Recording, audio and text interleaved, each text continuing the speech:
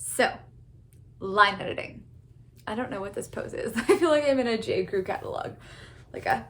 Anyways, line editing. Line editing is a beast of its own. So what we're gonna do in this video is I have 3 examples of some line editing that I did. I have 3 examples of descriptions here, and we're going to talk about why they are not ideal in the beginning and better at the end. Again, this is subjective, so I'm interested to hear your thoughts, if you agree, if it's stronger or not. So here is our first one. I caught Aunt Amelia's eye as they came to this conclusion, and I saw something like regret or maybe disappointment in her eyes. She never said anything about it, but I remembered how she stared at the stage with bulging eyes and a sneer, not looking at me. I knew that the best violin player in the neighborhood wouldn't make her happy and proud. So, is this horrible? No. But let's see what kind of flaws we can come up with here.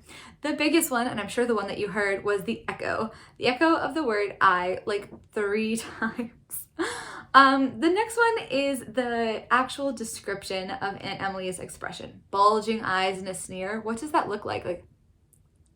I don't know how to make my face go like that. I thought it was a little bit wordy. This is a brief flashback moment. And so I actually ended up killing the first sentence there. She never said anything about it, but I remembered how she stared at the stage, how her upper lip raised, revealing teeth but not a smile. And I knew that the best violin player in the neighborhood wouldn't be good enough. Or I knew that best violin player in the neighborhood wouldn't be good enough.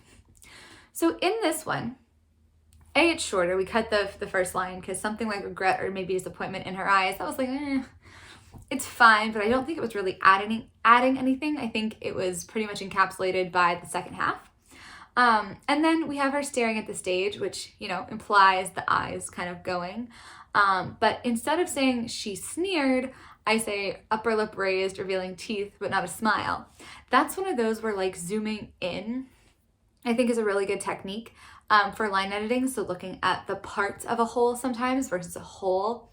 So you get more out of saying teeth, no smile, than you do just saying sneer. And then there's the last bit there. So I didn't say wouldn't make her happy and proud. Again, that felt a little bit too on the nose.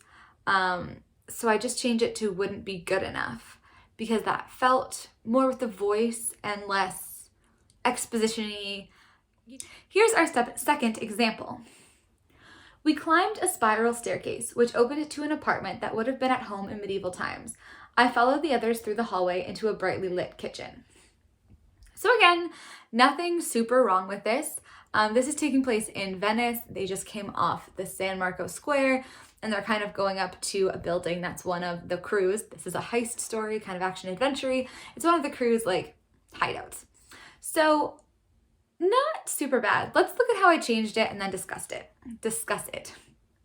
No one stopped us as we went through a door marked Privado, up a cramped staircase that smelled like fried sugar and hot sauce, and into a kitchen.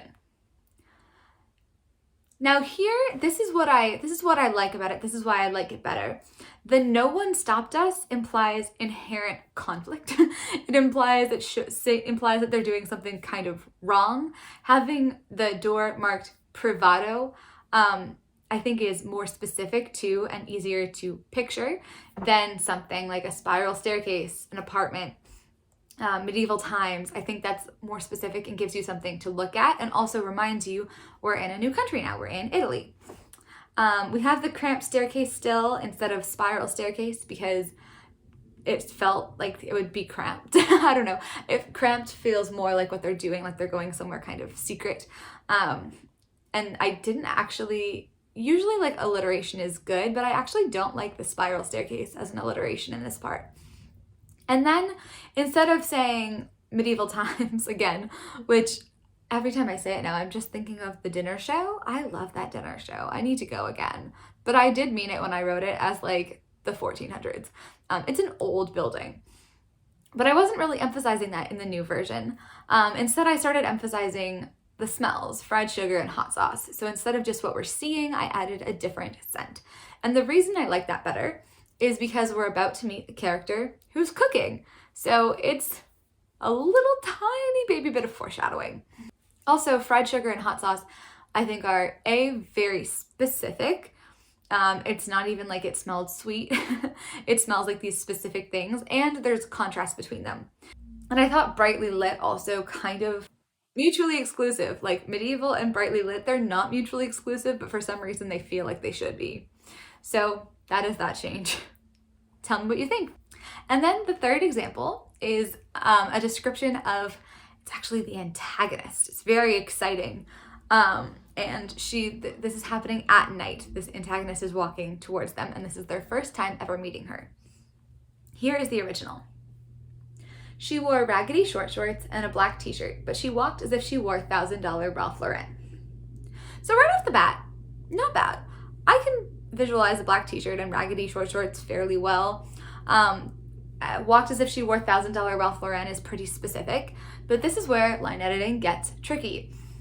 Because I almost said my client, my character wouldn't really know about design or labels. Her friend would, who's standing next to her. She would know, but Lena wouldn't. Or it wouldn't be the first thing she'd think of. Like, I don't think, it's just not natural for her to think of $1,000 Ralph Lauren.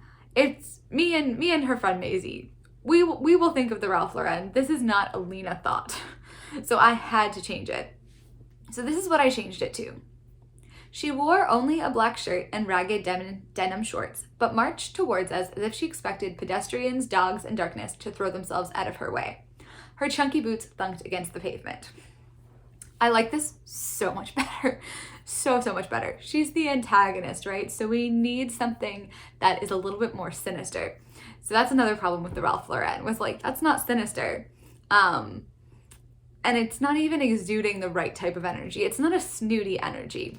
So instead of having walked as if she wore $1,000 Ralph Lauren, we have walked as if she expected pedestrians, dogs, and darkness to throw themselves out of her way. There, we're using the rule of threes, which is fun. And with rule of threes, usually the third one is where you get the laugh if it's a joke. The third one is where you can put something unexpected. So pedestrians, dogs, and darkness. And I think that's helpful because it shows just how much, like, what's the word? Like arrogance and like commanding this presence is walking towards them. I also have another sense added in there, the chunky boots thunking against the pavement. And then you also get the contrast in here as well. So it's like the black t-shirt with the denim shorts, and we preserve the contrast of like what she's wearing seems pretty simple, but her aura is very not simple and very like powerful.